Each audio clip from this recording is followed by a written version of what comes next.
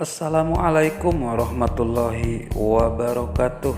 Halo para pecinta sinetron buku harian seorang istri dimanapun kalian berada. Yang pastinya mudah-mudahan kalian sehat semua, amin ya robbal alamin. Dan tentunya di sini saya akan membahas alur cerita sinopsis buku harian seorang istri yang tadi malam, yang dimana masih menyangkut pengejaran Neta dan Alia yang bawa Junior, yang dimana Bu Parah termasuk si Tony CS bersama kawan-kawannya, ditambah si Priska yang terus mengejar-ngejar Alia dan Neta yang bawa Junior.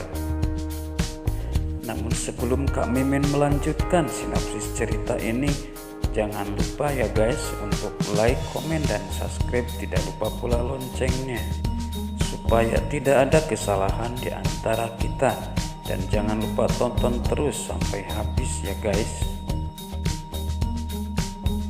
Supaya tidak bertele-tele, kita lanjutkan aluran ceritanya ya guys, yang dimana semalam si Alia dan Neta yang bawa Junior ketika mau tertangkap oleh si Tony CS bersama kawan-kawannya termasuk si Priska. Akhirnya di situ pun terjadilah perkelahian antara Neta dan si Alia melawan grup si Tony CS. Namun gak lama kemudian tiba-tiba Bu Parah pun nyusul. Dari situlah si Alia yang ketakutan oleh Bu Parah. Neta pun yang melawan mereka sendirian, si Alia yang kabur sendirian. Akhirnya Alia pun lolos untuk membawa Junior. Begitu juga dengan Neta yang lolos mengikuti si Alia, hingga akhirnya mereka pun beristirahat di satu tempat, yaitu di hotel. Di sisi lain si Alia dan Neta yang sudah beristirahat di hotel, pada waktu itu si Neta yang begitu kecapean hingga akhirnya Neta pun pulas tidur. Kesempatan buat Alia yang ketika Neta sedang pulas tidur, disitulah si Alia membawa kabur Junior hingga tidak ketahuan siapapun. Akhirnya Alia pun membawa dengan diam-diam karena Neta yang begitu pulas tidurnya. Di saat Neta pun terbangun dari tidurnya, Neta pun soalnya Alia yang berada di situ sudah gak ada di tempat itu, termasuk Junior. Di situ pun Neta mencurigai jikalau Alia membawa kabur Junior. Gak lama kemudian Neta pun langsung mengikutinya ke bawah, bahkan menanyakan ke yang punya tempat itu, namun tidak mengetahui terlarinya Alia. Setelah melihat CCTV, ternyata Alia memang kabur sambil membawa Junior. Di sisi lain, ketika Neta mau mengejar Alia, tiba-tiba bertemulah dengan Lucky dan Dewi, yang dimana Lucky dan Dewi suruhan Pajar yang sudah mengetahui jikalau Junior ada di tangan Neta dan Alia. Singkat cerita, mereka pun langsung tancap gas pergi mencari Alia yang bawa kabur Junior, karena Alia belum jauh dari lokasi tempat itu. Di sisi lain, Pajar yang mendatangi markas si Tony mencari keberadaan Lia, Dewa, dan Nana. Ketika sampai ke tempat itu, Pajar langsung menanyakan kepada anak buahnya si Tony CS, namun mereka tidak mengakui keberadaan Lia dan kawan-kawannya. Akhirnya mereka pun saling adu mulut hingga terjadilah perkelahian melawan anak buah si Tony CS. Pajar pun ditemani oleh Lucky dan Dewi. Namun atas kemenangan Pajar pun mereka yang kalah semuanya. Tapi Dewi yang mengatakan kepada Pajar jikalau mereka tidak mengetahui soal kehilangan Lia dan lainnya.